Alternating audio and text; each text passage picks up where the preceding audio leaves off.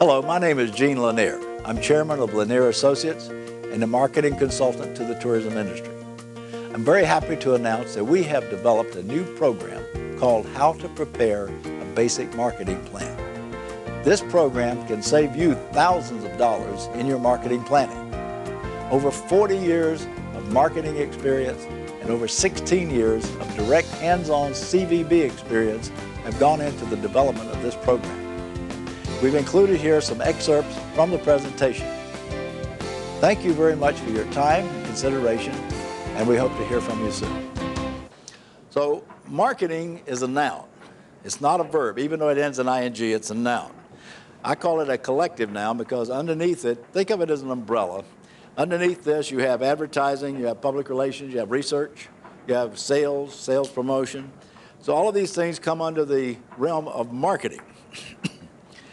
Now, if you take 15 marketing people and put them all in the same room, give them basically the same information, when they come out, they're going to have 15 different marketing plans.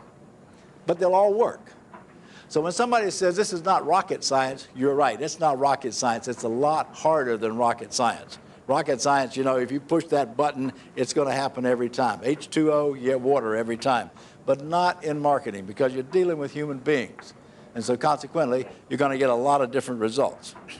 There are 4 P's in marketing that we work with. Those of you who've had marketing courses, I see some of you have. Okay, the first P, of course, is product. You have to have a product to sell. So your product, in this case, is a destination, not something you manufacture necessarily. And your products, each of your products is going to be a little different from the other guys.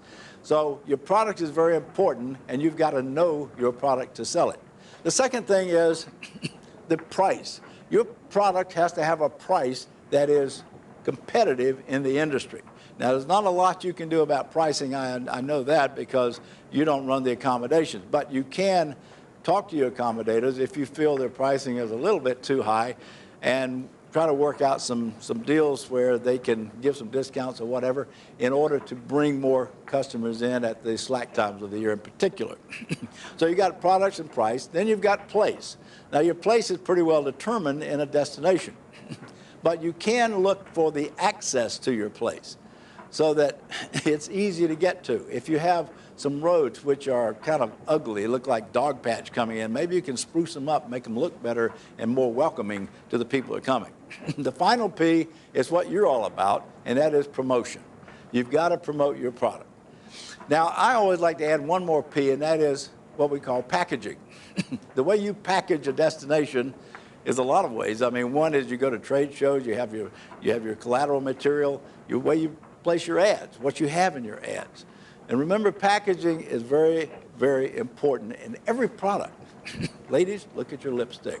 The little piece of goo in there that you put on your mouth, that probably costs about 7 cents.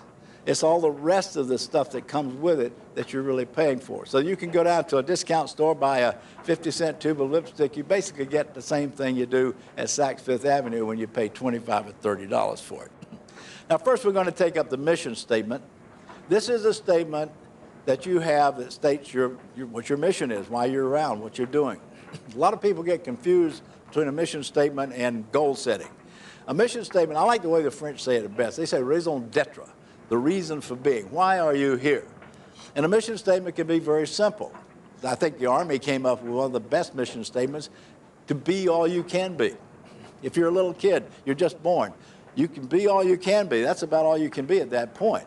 Then you go to school. Your mission statement changes a little bit, to be all I can be and to be a good student and to finish school. You get out of school, to be all I can be and to have a good career. You get married and to have a career and to be a good husband. And it moves on down the line as you grow and grow and grow. So businesses are the same way. They have a mission statement that has to change because it's a living thing. So when you're doing your mission statement, remember, it's not for other people. It's for you. So be very careful when you put your mission statement together that you're telling yourself what you really believe your reason for being is.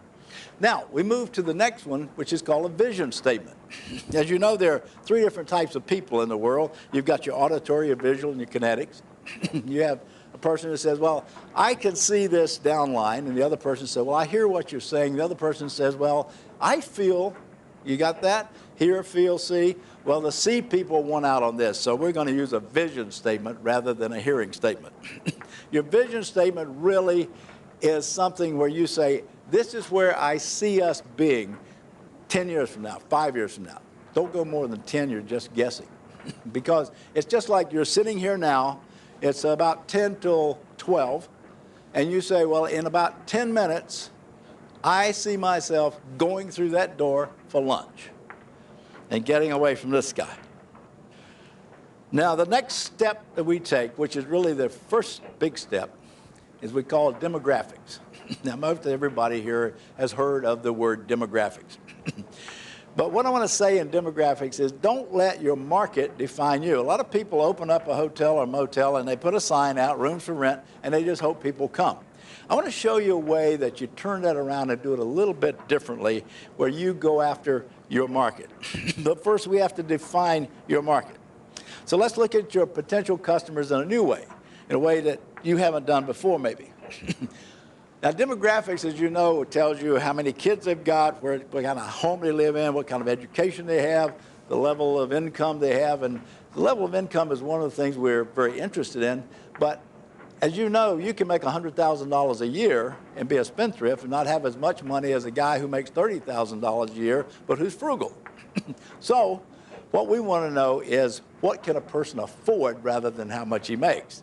Now, one of the ways we're going to do this, we're going to take a list that we will have prepared prior to your running this actual demonstration back in your own bureau. We're going to take a list of all of your accommodations, your motels, your hotels, and your condos. You may have 2 or 3 different tiers of hotels, maybe lower price ones, higher price ones. But what you want to do is get an average cost for a weekend, for a week, for 2 weeks, for all of your accommodations. Now, what you're going to do is then figure out what it costs to stay there a weekend, a week, and 2 weeks. All right, then what you have to do is figure what does a person have to make in income in order to afford to do this, to stay here for a weekend, a week, or 2 weeks. So as you can see, psychographics, or lifestyles, actually tell us more about a person than demographics. Demographics primarily tell us about their age and all that stuff and how much they make, but psychographics tell us about their lifestyle, why they do things, what they like to do. And so you can match your assets. Now, you have a list of assets that you will have gathered together, talking about all the things that you have, why people would want to come to your place to begin with. So now you take a type of person here who collects stamps, is not going to be one of the people that you're looking for if you have horseback riding and mountain climbing. So you match the people to your assets, then you have your level of income, you put those two together, and you've got your ideal customer. Could it be any simpler?